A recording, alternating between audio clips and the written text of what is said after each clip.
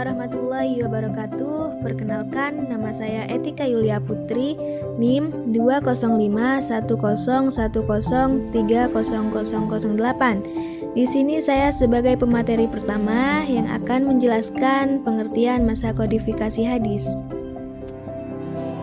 Perkenalkan, nama saya Muhammad Syarif Hidayatullah, NIM 20411030016. Di sini saya sebagai pemateri kedua akan menjelaskan tentang kodifikasi hadis di masa Rasulullah SAW. Perkenalkan, nama saya Anida Nur Afita, NIM 20411030008. Di sini saya sebagai pemateri ketiga akan menjelaskan tentang masa kodifikasi hadis di masa sahabat. Perkenalkan, nama saya Saiful Hadi, NIM 2051010300011. Di sini saya sebagai pemateri terakhir atau pemateri keempat akan menjelaskan tentang masa kodifikasi hadis di masa tabi'in. Cukup sekian perkenalan dari kelompok kami. Wassalamualaikum warahmatullahi wabarakatuh.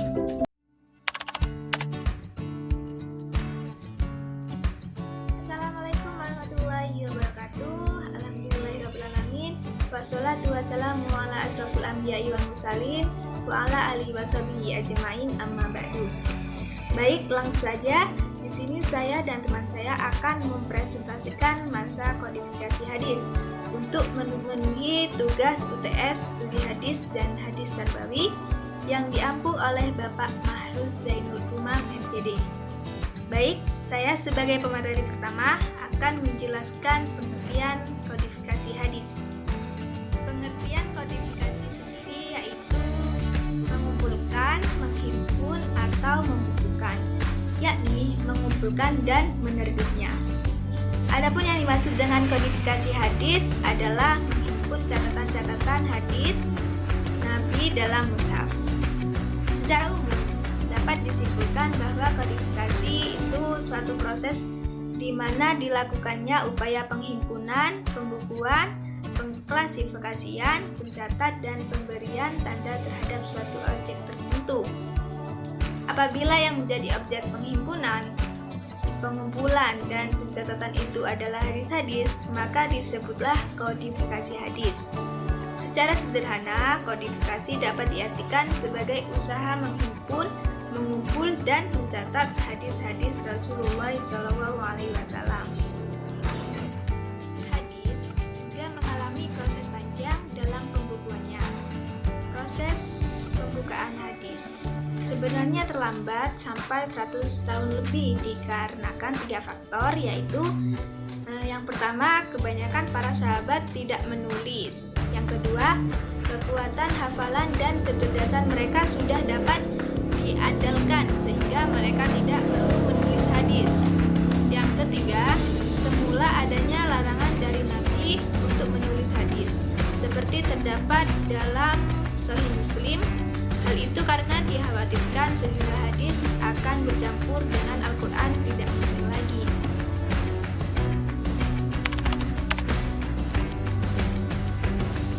Baik, saya sebagai pemateri kedua akan menerangkan tentang kodifikasi hadis pada masa Rasulullah SAW.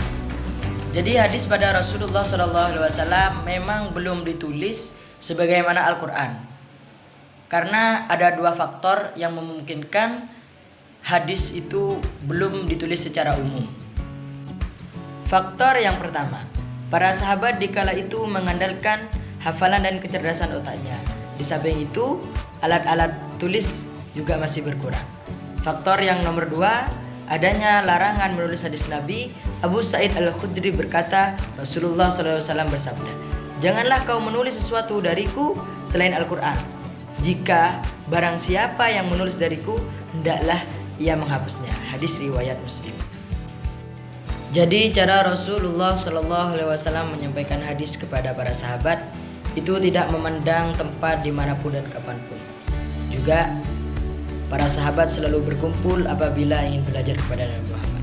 Terkadang di pasar, di majelis taklim, di masjid, juga di perjalanan.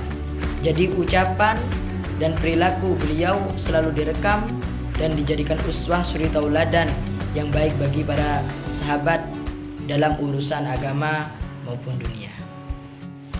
Selain para sahabat yang berkumpul bersama Nabi Muhammad, juga ada para sahabat yang tak selalu berkumpul bersama Nabi Muhammad dikarenakan rumahnya berjauhan. Ada yang di kota, di desa, juga ada yang berprofesi berbeda seperti berdagang, guru dan lain-lain. Jadi mereka bisa mengikuti pembelajaran Nabi Muhammad di hari-hari tertentu seperti hari Jumat dan hari raya. Jadi para sahabat yang tidak bisa mengikuti pembelajaran bersama Nabi Muhammad, mereka mendapatkan pembelajaran dari sahabat-sahabat yang lain yang mengikuti pembelajaran Nabi Muhammad.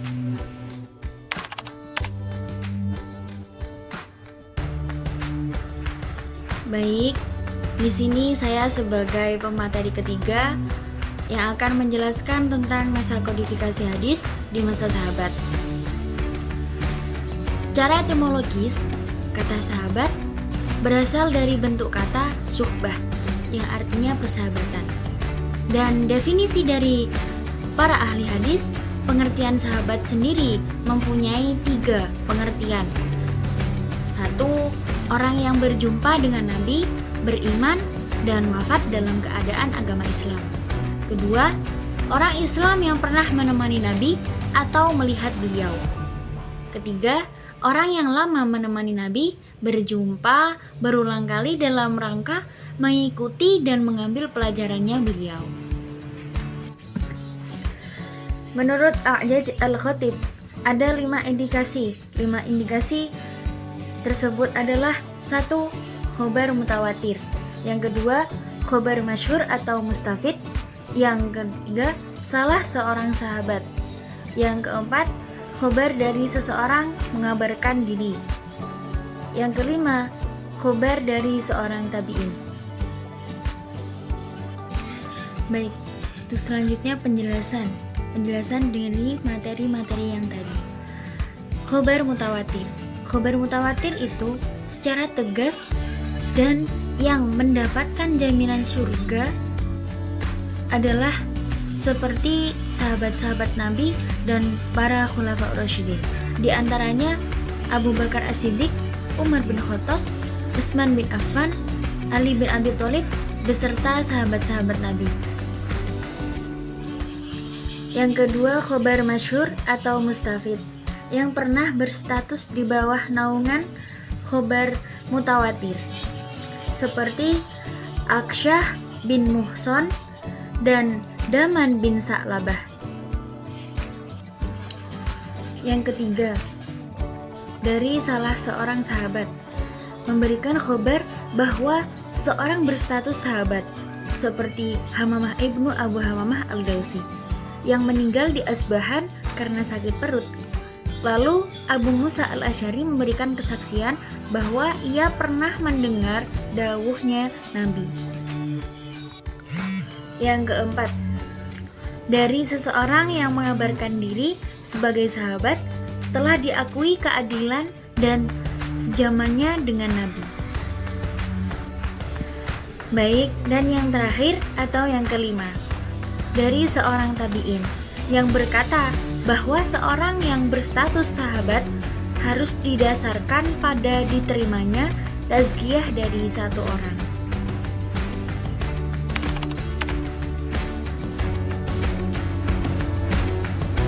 Baik, untuk pemateri yang terakhir atau pemateri yang keempat akan menerangkan tentang masa kodifikasi hadis di masa tabi'in. Masa kodifikasi hadis di masa tabi'in itu dibagi menjadi 3. A. Pengertian tabi'in. B. Sikap dan cara umat dalam periwayatan hadis pada masa tabi'in. C. Penulisan hadis pada masa tabi'in. Baik, selanjutnya langsung saja untuk bagian yang pertama, pengertian tabi'in. Tabi'in adalah orang yang pernah berjumpa dengan sahabat dalam keadaan beriman serta meninggal dalam keadaan beriman juga. Tabi'in dalam bahasa Arabnya at-tabi'una yang artinya pengikut. Dalam artian adalah orang Islam awal yang masa hidupnya setelah para sahabat Nabi dan tidak mengalami masa hidup Nabi Muhammad SAW. Usianya tentu saja lebih muda dari sahabat Nabi, bahkan ada yang masih anak-anak atau remaja pada masa sahabat masih hidup. Baik, langsung saja untuk bagian yang nomor 2, yaitu sikap dan jarak umat Islam dalam periwayatan hadis di masa tabi'in. Sikap dan jarak umat Islam dalam periwayatan hadis itu dibagi menjadi 2. 1. Sikap umat Islam dalam periwayatan hadis. 2. Cara umat Islam dalam periwayatan hadis. Sikap umat Islam dalam periwayatan hadis itu dibagi menjadi 3. Dikodifikasi, yang artinya dikumpulkan, terjaga, dan aman. 2. Peristiwa-peristiwa yang dihadapi oleh umat Islam telah makin banyak. 3. Jumlah sahabat yang meninggal dunia telah bertambah banyak, dan yang masih hidup telah banyak yang terpencar tempatnya di daerah-daerah. 2. Cara umat Islam dalam periwayatan hadis. Untuk bagian yang nomor 2, yaitu cara umat Islam dalam periwayatan hadis itu dibagi menjadi 2. 1. Cara sahabat lebih berhati-hati dalam meriwayatkan dan menerima hadis. 2. Bentuk periwayatan, dan pada periode ini masih sama dengan periode sebelumnya. Baik, untuk bagian yang terakhir, C. Penulisan hadis pada masa tabi'in. Keenggangan para tabi'in dalam penulisan hadis ini semakin meningkat tatkala mereka menyadari bahwa banyak di antara ahli hadis di masa itu menyertakan pendapatnya ketika meriwayatkan hadis. Dan banyak ahli hadis pada masa tabi'in itu adalah juga ahli fikih. Dan ahli fikih cenderung menggabungkan hadis dengan pendapatnya, sehingga dikhawatirkan pendapat dan ijtihadnya tersebut disatukan dengan hadis-hadis Rasulullah SAW. Tujuan utamanya pelarangan dalam menulis hadis ialah agar tidak terjadi percampuran antara hadis dengan Al-Quran. Baik, cukup sekian dari